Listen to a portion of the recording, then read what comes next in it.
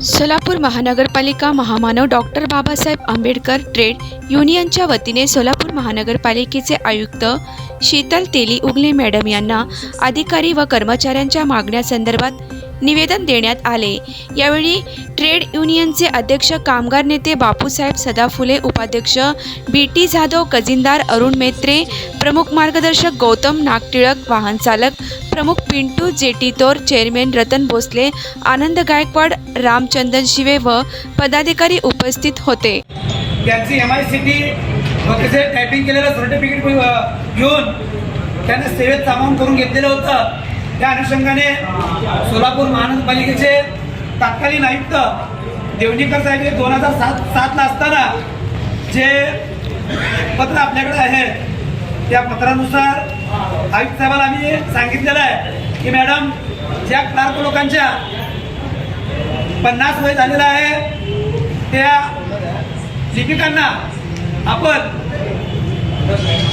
थोडक्यात सूट द्यावी, कारण का त्या लिपिकांना अनेक प्रकारचे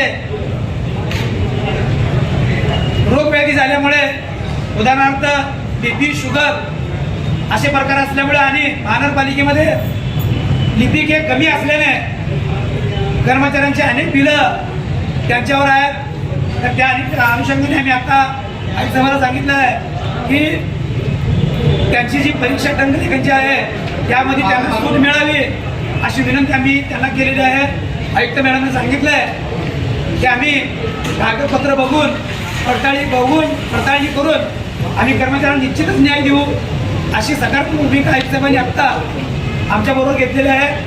50 आरोग्य शिक्षक सध्या कार्यरत आहेत आणि 19 जागा रिक्त आहेत। त्या अनुषंगाने 36 लोकांच्या DPC करावी, आरोग्य निरीक्षकची जी सामान्य प्रशासनाने परिपत्र काढून त्याची परीक्षा घेऊन 36 कर्मचाऱ्यांना जे आस्थापनावर आहेत त्यांची आरोग्य निरीक्षकपदी नियुक्ती करावी असं आम्ही आयुक्त साहेबांना सांगितलेलं आहोत। तसेच जे प्रत्येक महानगरपालिकेच्या अधिकाऱ्यांचा, कर्मचाऱ्यांचा जे वेतन आहे ते प्रत्येक महिन्याला 1 ते 5 तारखेला व्हावं असं सांगितलेलं होतं। तसेच पेन्शनसुद्धा 1 तारखे ते 5 तारखेच्या करावी असं आम्ही आयुक्ताला निवेदनाद्वारे कळवलं असता निश्चितच 1 ते 5 तारखेच्या पगार तुमचा केला जाईल असं आम्हाला आयुक्त साहेबांनी सांगितलं आहे। त्याबद्दल महामानव डॉक्टर बाबासाहेब आंबेडकर यांच्या वतीने व काँग्रेस कामगार सेलच्या वतीने मी आयुक्त साहेबांचं या ठिकाणी मनापासून आभार मानतो।